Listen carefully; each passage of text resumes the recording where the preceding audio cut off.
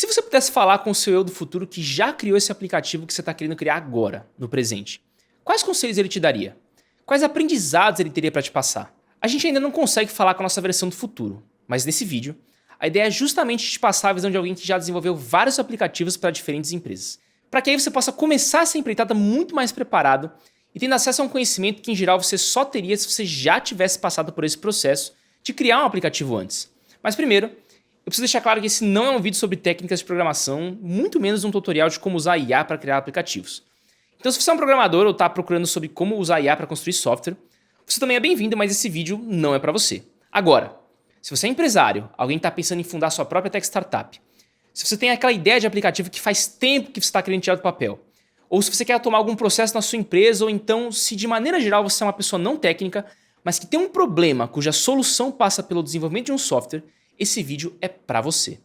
Prazer, meu nome é Henrique Noen, eu sou engenheiro de software e já trabalhei em diversos projetos de pequenas, médias e grandes empresas, nacionais e internacionais.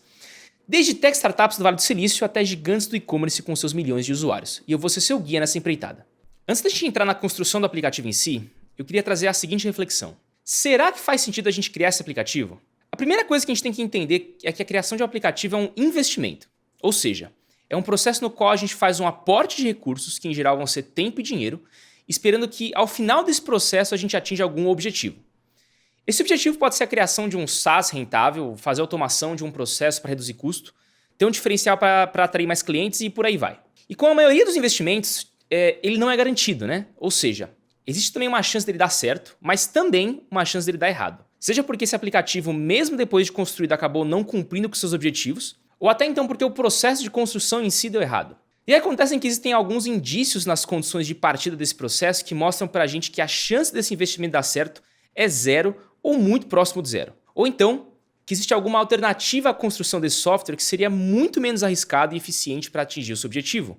E se esse for o caso, é melhor a gente reavaliar ao invés de fazer esse investimento para no final descobrir que ele não tinha como dar certo desde o princípio. Eu vou citar então os 3 casos mais comuns onde isso acontece. O primeiro é se você está começando um negócio que gira em torno de um aplicativo, como por exemplo um SaaS, e você não tem um sócio técnico, que assumiria a figura de um Chief Technical Officer, que a gente também chama como CTO. Veja, se o seu modelo de negócio tem no centro dele um software, isso significa que durante toda a existência do seu negócio, você vai ter que cuidar, evoluir e dar manutenção nesse software. Então não é algo que você consegue simplesmente terceirizar por completo. E mais do que isso, você precisa que os interesses dessa pessoa que vai cuidar desse software, estejam alinhados com os interesses da empresa. E a melhor forma de você fazer isso é fazendo com que a remuneração dessa pessoa esteja diretamente associada com o sucesso ou fracasso da empresa. Ou seja, essa pessoa tem que ser seu sócio e ter uma parte dessa empresa. Mais pra frente eu vou entrar em maiores detalhes especificamente sobre terceirização do desenvolvimento da sua aplicação. Mas, de maneira geral, quando você coloca toda a responsabilidade do desenvolvimento dessa aplicação sobre um terceiro, o seu negócio fica todo na mão dele, que é um risco muito alto. Se no primeiro momento você quer simplesmente validar a sua ideia antes de envolver um sócio técnico, até que vá lá.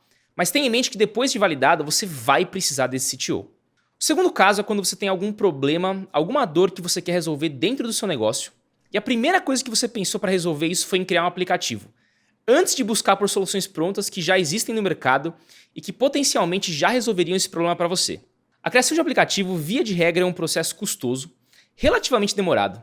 E isso faz com que, na maioria dos casos para os quais já existe um software que resolve o seu problema, contratar esse software vai ser muito mais barato e rápido do que você criar ele do zero. Pensa assim, é como se você tivesse um restaurante e aí você precisa fritar batatas. E ao invés de você simplesmente comprar uma fritadeira, você resolve fabricar uma. Não faz muito sentido, né?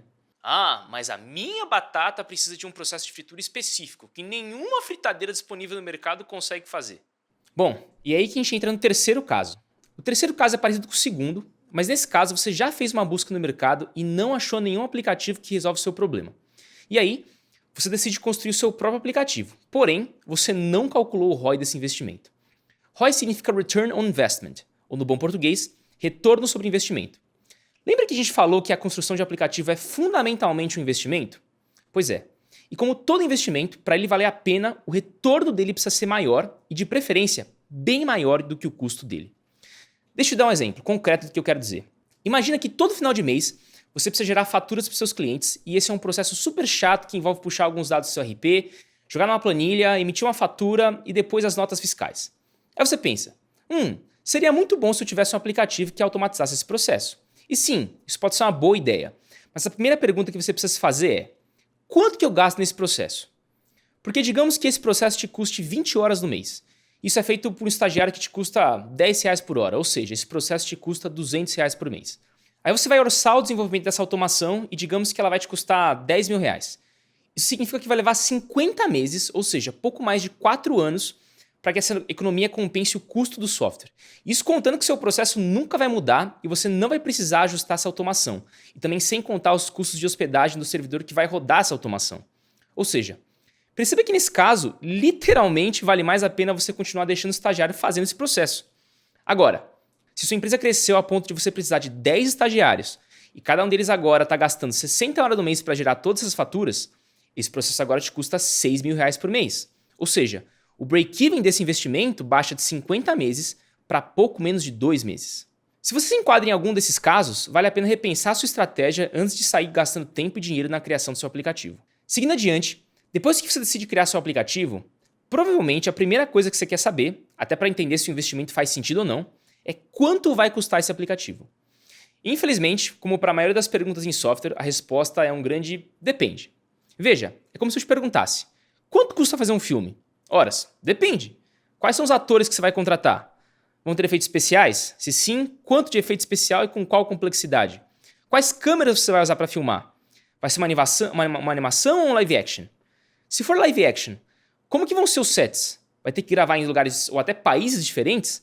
Você vai precisar de dublês? E por aí vai. Software é a mesma coisa. Como todo projeto de software é diferente um do outro e possui características específicas, muito específicas inclusive, o custo de desenvolver esse software varia muito de um projeto para outro. Dito isto, apesar de eu não conseguir falar sobre o custo do seu aplicativo em específico, eu consigo te dar uma ideia das ordens de valores envolvidas no desenvolvimento de uma aplicação. A primeira coisa que você precisa saber sobre o custo de projetos de software é que praticamente todos começam na ordem das dezenas de milhares de reais. Ou seja, a coisa começa, nos casos mais simples, lá nos seus 10, 15, 20 mil reais. Inclusive, é bem comum os projetos chegarem nas centenas de milhares de reais, e para os projetos que não são MVPs ou automações mais simples, e de fato começam a dar certo e vão para o seu segunda ou terceira fase de desenvolvimento, não é difícil que eles cheguem na casa dos milhões. Tá, mas da onde eu estou tirando esses números? Para responder essa pergunta, vamos pensar o seguinte. Pensando aí nos projetos mais simples, você vai precisar no mínimo, assim, bem no mínimo, de um desenvolvedor pleno e que vai ter que ser full stack. É aquele full stack mesmo, que vai dar conta do front-end, do back-end, também da infraestrutura do seu projeto. E ênfase aqui no pleno, tá? Porque a possibilidade de um júnior sozinho entregar um projeto inteiro, a menos que seja muito simples ou que seja um júnior muito bom, e aí que aí ele provavelmente já é pleno, né, ou quase pleno, é muito baixa. Daí vamos olhar quanto que custa o mês de trabalho de um pleno. E para isso aqui eu vou fazer uma média entre 3 fontes de informação. A primeira é a pesquisa salarial do Código Fonte TV, que coloca a média do salário de um pleno em R$ 7.840. O Glassdoor, que coloca essa média de salário em R$ 8.000. E o Levels FIY, que coloca a média do salário de um desenvolvedor entry-level, que abarcaria os júniores e uma parte dos plenos, em R$ 5.595. Inclusive, todas as pesquisas estão aqui embaixo na descrição desse vídeo. Fazendo a média desses salários aí, vai dar algo em torno de R$ 7.000 por mês. Agora, claro, isso é o salário que vai na carteira de trabalho do desenvolvedor. Mas pensando que você ou uma empresa que você for contratar vai ter que pagar todos os encargos trabalhistas desse profissional, ou seja, FGTS, INSS, férias, 13º e etc. Isso aí já vai fácil para uns R$ 10.000 mensais. E olha que eu nem estou colocando nenhum benefício, como auxílio academia, VR, IVA, etc., que são muito comuns para esses postos de trabalho. E aí, voltando para os projetos, um projeto simples e curto vai levar de 1 a 2 meses de trabalho com esse desenvolvedor pleno. Então é só fazer as contas, né? Se for um mês de trabalho, são R$ 10.000, se forem 2 meses, são R$ 20.000. Só que na realidade, a maioria dos desenvolvedores full stack, principalmente plenos, vão ser mais especializados numa parte do stack, ou seja, eles vão ter maiores habilidades ou no front-end, ou no back-end, ou na infraestrutura. E daí que se seu projeto for um pouquinho mais complexo, a ponto de precisar de uma pessoa especializada no front-end e outra no back-end ou na infraestrutura, você vai precisar de pelo menos 2 plenos e aí a conta já dobra. Então, um projeto padrão aí, que vai levar dos seus 3 a 6 meses, com esses 2 plenos, já vai ter um custo aí de 60 a 120 mil reais. Agora, isso considerando que você vai contratar os desenvolvedores diretamente. E claro, para isso, você tem que ser capaz de gerenciar o projeto e os desenvolvedores, saber se eles estão performando, porque caso você não tenha essa expertise, se você for contratar uma empresa para fazer o seu projeto, obviamente que a empresa vai ter que ter a margem dela em cima do custo dos devs, né? O que aumenta ainda mais os custos desse projeto. Vocês estão entendendo onde eu quero chegar? A realidade é que, comparando com a maioria dos serviços e produtos que nós estamos acostumados, software é caro. Mas é mesmo? Ou será que o termo correto seria custoso? Porque veja, hoje, no dia da gravação desse vídeo, o Bitcoin está a cerca de $90 mil. Então, se eu te vender um Bitcoin inteiro a $60 mil, tá caro ou tá barato? Por outro lado, o dólar hoje está cerca de R$ 5,54. Então, se eu te vender um dólar hoje a R$ 7, tá caro ou tá barato? Vocês estão entendendo onde eu quero chegar? No fim do dia, o que vai dizer se o software que você vai construir vai ser caro ou barato vai depender fundamentalmente do retorno que você vai ter com ele em relação ao custo de construí-lo. E aí que, via de regra, para a grande maioria dos casos, para que você construir um software faça sentido, pelo menos de uma perspectiva financeira, ele precisa de escala. Ou seja, das duas uma. Ou você precisa resolver um problema pequeno para muita gente, e aí você vai ter escala de usuários, ou então você vai precisar resolver um problema bem volumoso para algumas pessoas. E aí você vai ter escala no volume de processamento de dados. Porque se você não tiver escala de usuários ou de processamento de dados, em geral, não vai valer a pena construir esse software. Então digamos que você fez todas essas análises de viabilidade do seu aplicativo e você vai levar a construção dele adiante. Para construir esse aplicativo, você vai ter basicamente 3 possibilidades. Não terceirizar nada, ou seja, você contrata os programadores diretamente, como funcionários seus, monta uma equipe com eles e gerencia essa equipe e o projeto. Segunda possibilidade, terceirizar tudo, ou seja, você contrata um terceiro, seja um único programador freelancer ou então uma empresa, e essa empresa que vai gerenciar o projeto e a equipe. E a terceira opção, que é terceirizar apenas uma parte, onde você vai ter a sua equipe interna trabalhando lado a lado com uma equipe terceirizada. Se você está montando uma tech startup, está pensando em construir um SaaS, por exemplo, ou de maneira geral, esse aplicativo que você quer construir vai fazer parte do core business da sua empresa, cara, sendo curto e grosso aqui, para com essa ideia de querer terceirizar tudo. Porque, voltando um pouco no ponto do começo do vídeo, se o software que você está criando vai estar no centro do teu negócio, vai ser uma peça fundamental no seu modelo de negócio, é extremamente arriscado você pegar toda essa parte que vai ser o coração do seu negócio e colocar todo ele na mão de um terceiro. Fora que, pensa comigo, os interesses desse terceiro e os seus interesses, eles não necessariamente se alinham. Pelo menos não em todos os aspectos, né? Claro que eles vão querer que dê certo o seu projeto, mas pensa comigo. Esse projeto, da perspectiva do terceiro, ele é só mais um projeto no meio de tantos outros que ele cuida. Mas para você, é o coração do seu negócio. As pessoas que vão trabalhar nesse projeto, por exemplo, bem como os incentivos que elas vão ter em termos de aumentos salariais, bônus, benefícios, planos de carreira, eles vão ser todos controlados pelo terceiro e não por você. E veja, eu tô te falando aqui da perspectiva de alguém que trabalha como terceiro. Ah, mas eu vou terceirizar só a construção do MVP, mas depois eu vou montar uma equipe minha. Tudo bem, aí pode até ser, mas ainda assim entenda que você não vai poder fugir disso para sempre. E aí, novamente voltando no começo do vídeo, se você não for técnico, e se você está assistindo esse vídeo provavelmente você não é, né? Você não vai saber contratar, reter e nem treinar os programadores e nem gerir a equipe e o projeto, e portanto você vai precisar de um CTO. Agora, se o seu caso está mais para uma automação de um processo, da criação de um software para back-office, como por exemplo, para controle de ponto, ou de maneira geral você vai criar software e ele não vai ser parte do seu core business. Aí pode ser que faça sem sentido terceirizar o projeto inteiro, principalmente se esse projeto tiver uma certa estabilidade em termos de funcionalidades. Ainda assim, à medida que esse software for se tornando mais e mais importante para o seu negócio, e principalmente, à medida que ele estiver evoluindo e incorporando modificações e funcionalidades novas com uma frequência maior para atender o seu negócio, talvez já valha a pena pensar numa abordagem mista, onde vai ter o terceiro para te ajudar em demandas específicas, ou quando você precisar de uma maior velocidade, algum desenvolvimento pontual, mas também vai ter uma parte da equipe que é perene do teu lado e que vai conhecer o teu negócio a fundo e etc. Tem muito mais coisa que dá para falar desse assunto de terceirização, mas eu vou deixar para outro vídeo porque senão esse aqui vai ficar muito longo. Agora que a gente passou por esses assuntos preliminares, vamos falar do projeto de construção desse aplicativo. Mas primeiro, se você chegou até aqui e está curtindo esse vídeo, deixa aquele like maroto para fortalecer a firma e se inscreve para ficar sabendo dos próximos vídeos. Voltando, antes da gente começar a escrever o código desse aplicativo, a gente precisa de um escopo, que não é nada mais, nada menos do que uma descrição razoavelmente detalhada do aplicativo que vai ser construído.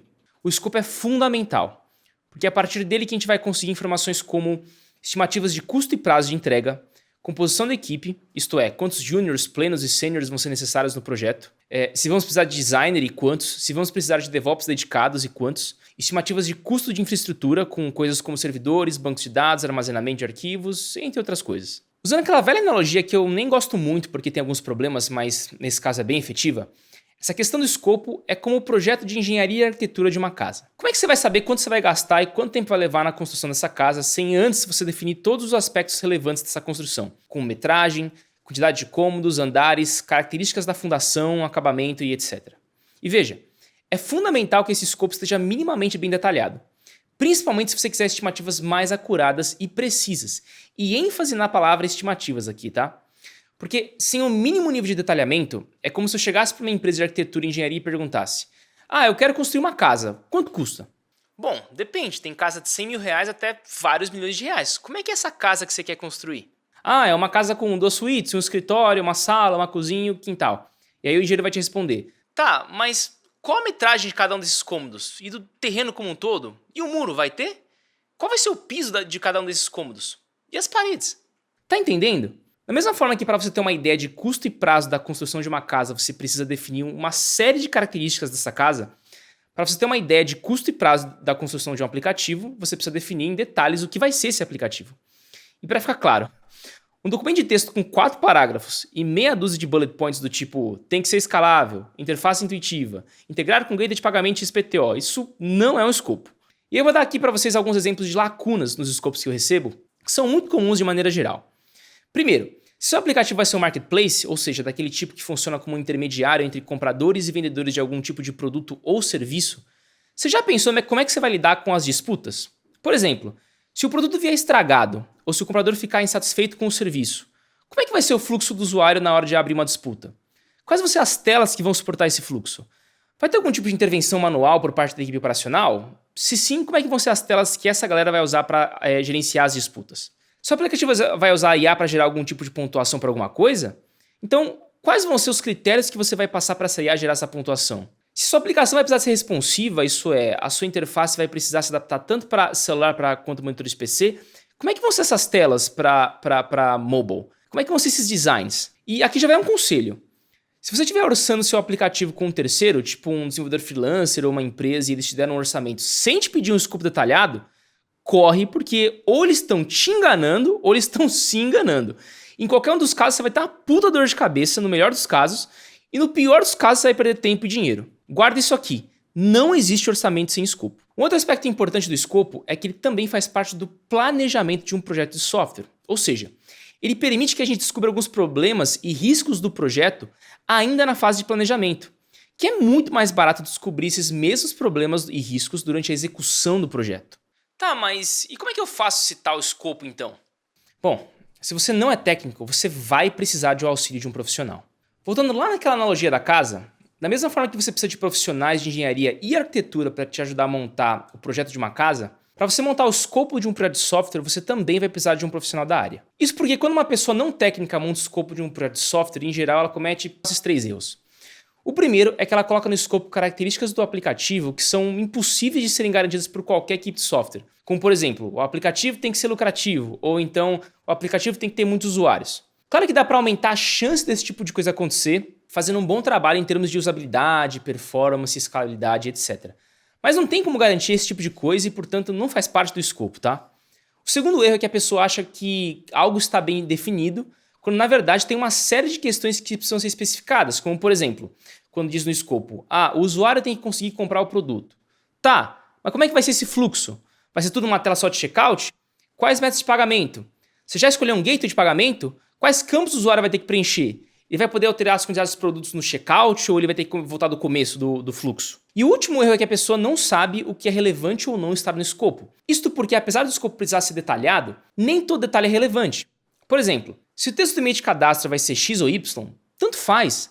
Se no seu relatório de produtos vendidos por mês o SKU vai estar formatado somente com letras minúsculas ou somente com maiúsculas, meio que tanto faz também. Agora, se você espera que esse relatório tenha 1000 ou 100 mil linhas, isso sim pode fazer bastante diferença em como e quando esses relatórios são gerados. Em geral, o escopo não deve conter muitos detalhes técnicos, afinal ele deve descrever o aplicativo e não como ele funciona internamente.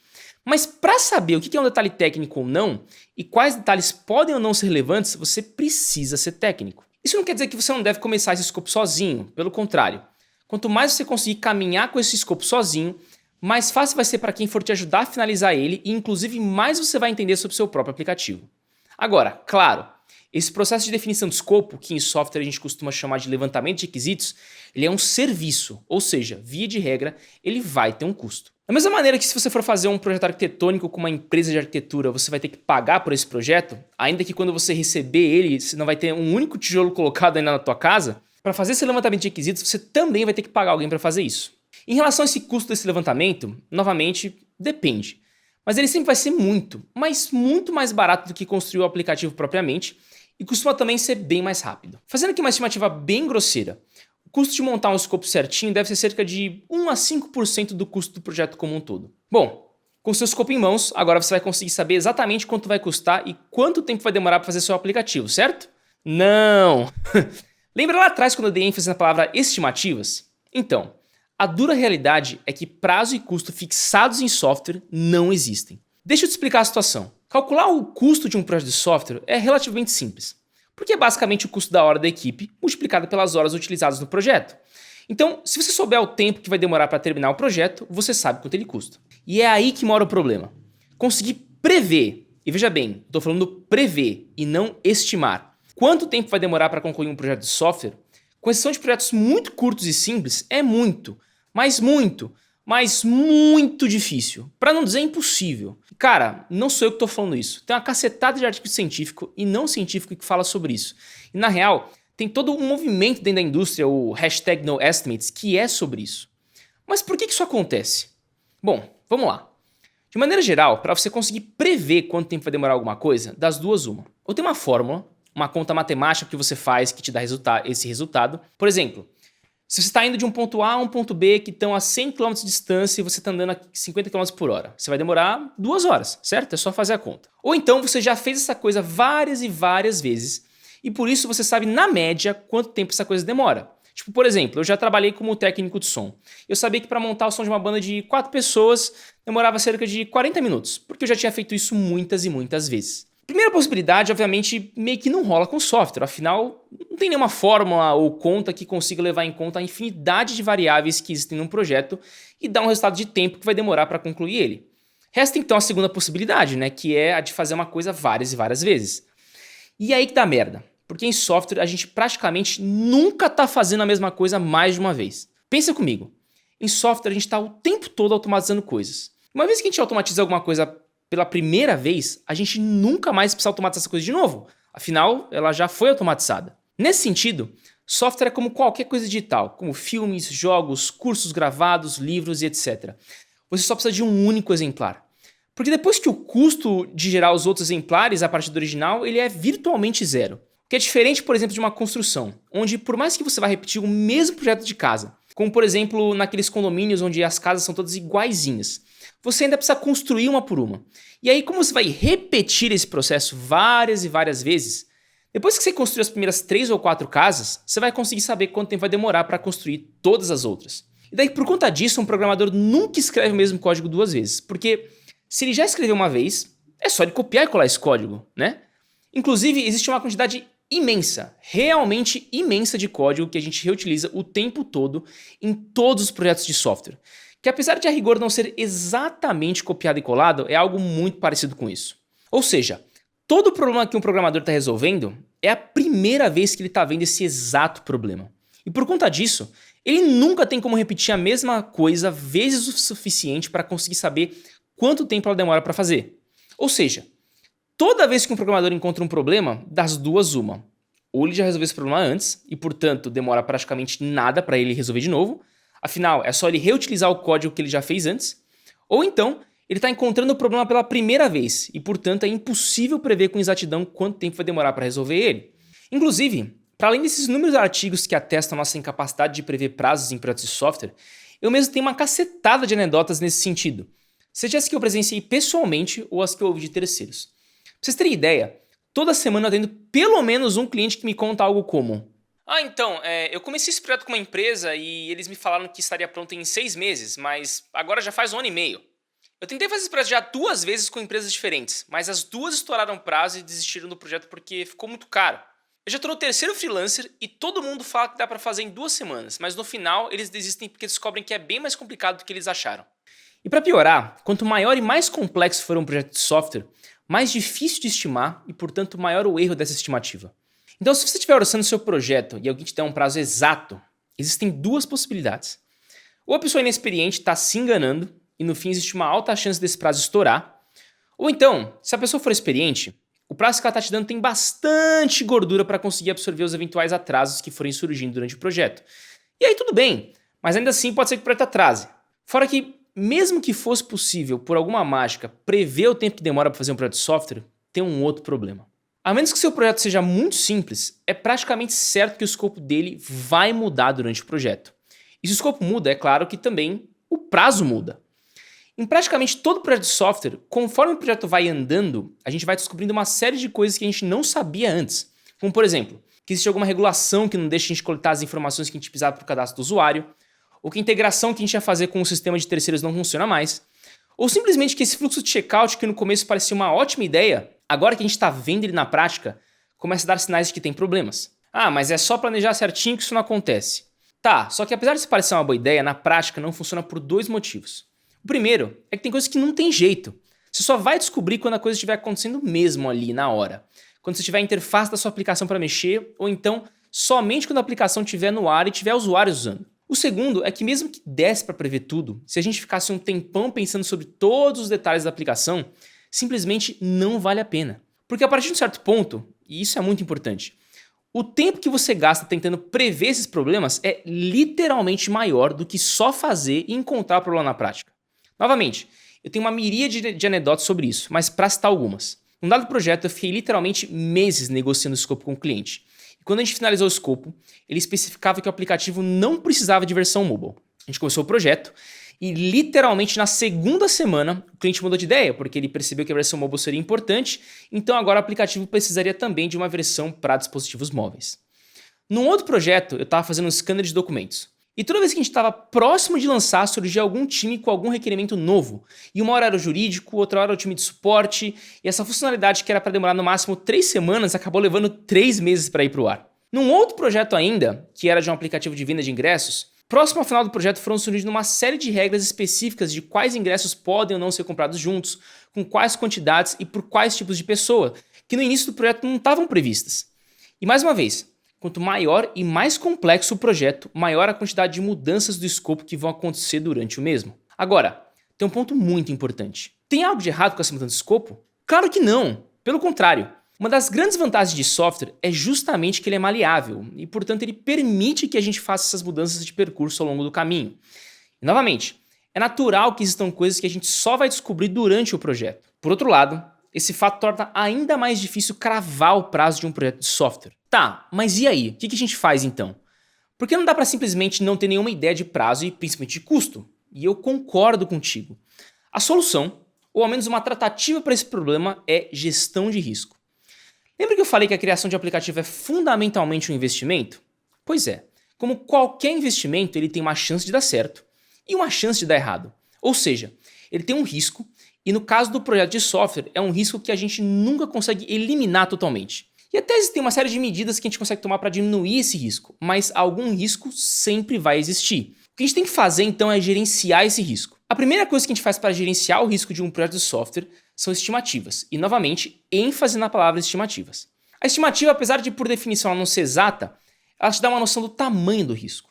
Por exemplo, se você vai contratar uma equipe que te custa R$60 mil por mês, o projeto está estimado em 3 meses e o seu orçamento é de R$400 mil, o risco do projeto não ser concluído é relativamente baixo. Porque um projeto de 3 meses não é um projeto muito longo. E mesmo que ele demore o dobro do tempo, ou seja, 6 meses, que vão custar R$360 mil, ainda está dentro do seu orçamento. Agora, se o seu projeto com essa mesma equipe está estimado em 1 ano, ou seja, R$720 mil, e o seu orçamento é exatamente R$720 mil, o risco de estourar esse prazo e junto com isso o seu orçamento é bem alto. A segunda coisa é estar sempre acompanhando o andamento do projeto e o escopo. Porque lembrando que o escopo vai mudar, essa mudança pode ser tanto de colocar mais coisas do escopo, quanto de tirar coisas do escopo. E aí, se a gente está vendo pelo andamento do projeto que ele vai atrasar, uma possibilidade é a gente reduzir o escopo para fazer caber. Para esse acompanhamento dar certo, ele tem que ser feito constantemente.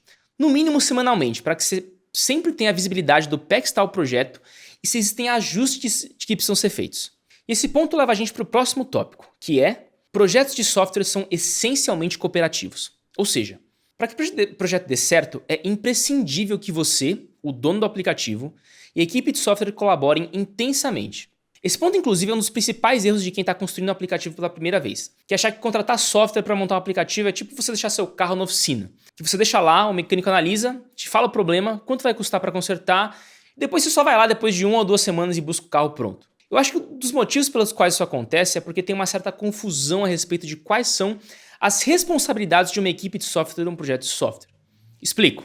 Muita gente acha que basta ter uma ideia, escrever ela mais ou menos e com isso a equipe de software vai cuidar de todo o resto. Ou seja, definir todas as telas da aplicação, quais e-mails vão ser enviados e em quais momentos, o texto desses e-mails, as imagens que vão ser usadas nas páginas de marketing, os detalhes do fluxo de checkout, os relatórios que vão existir, por aí vai. Mas na realidade, tudo que a equipe de software vai fazer é traduzir a descrição da aplicação, ou seja, o escopo, para o código. Ou seja, todas as decisões a respeito de o que vai ser esse aplicativo, como é que ele vai funcionar, quais fluxos vão existir, como é que vai ser a comunicação dele com o usuário, quais são as regras de negócio, etc., são de responsabilidade do dono da aplicação, ou seja, sua responsabilidade. Isso não quer dizer que a equipe de software não vai te aconselhar nessas questões, mas a palavra final e a responsabilidade por tomar essas decisões é sua. Essa ideia de jogar o escopo para cima da equipe de software e voltar depois de 3 meses esperando ter o seu aplicativo pronto, simplesmente não funciona, e se alguém tentar te vender isso, corre, porque é furada.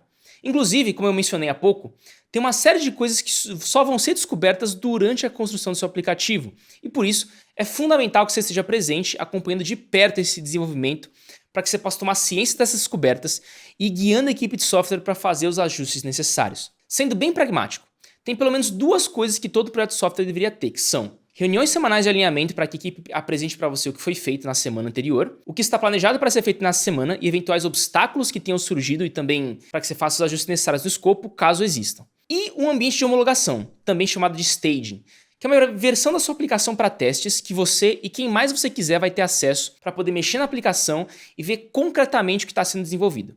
E um ponto muito importante para salientar aqui: esse ambiente de homologação tem que existir desde o início, de preferência já na primeira ou na segunda semana do projeto, e você precisa estar acompanhando e testando o que for sendo subido para esse ambiente. Resumindo, para que a criação do seu aplicativo tenha alguma chance de dar certo, você vai ter que estar muito presente durante todo o processo.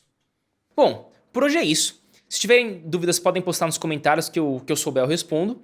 E se vocês gostarem, fiquem atentos porque nos próximos tempos eu vou continuar com esse assunto com outros vídeos, seja aprofundando algumas coisas que eu falei aqui ou abordando outros tópicos que ficaram faltando. Um abraço e até a próxima.